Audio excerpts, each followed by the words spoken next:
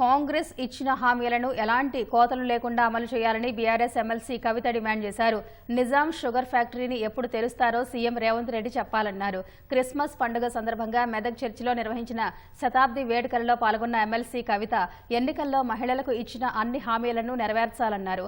అధికారంలోకి వచ్చి ఏడాది గడిచిన రేషన్ కార్డులు ఇవ్వలేదని, ఇంట్లో ఎంతమంది ఉంటే అంతమందికి రేషన్ బియ్యం పంపిణీ చేయాల్సిందేనని అన్నారు. పోనీ క్రిస్మస్ గిఫ్ట్ తీసేసిండ్రు. మరి మహాలక్ష్మి పథకం కింద 2500 రూపాయలు ప్రకటిస్తారేమో ఇవాళ మంచి రోజు అని చెప్పి, మరి కళ్యాణ లక్ష్మితోని 1 తులం బంగారం ఇస్తారేమో అని అనుకున్నారు. ఏదీ లేదు.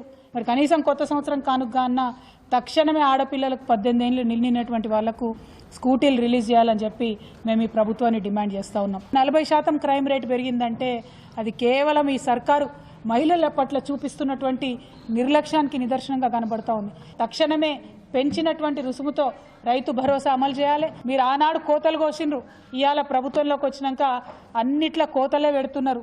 కాబట్టి కోతలు కోయడం మానేసి పరిపూర్ణంగా ఇవ్వండి ఏ స్కీమ్ ఇచ్చినా కూడా.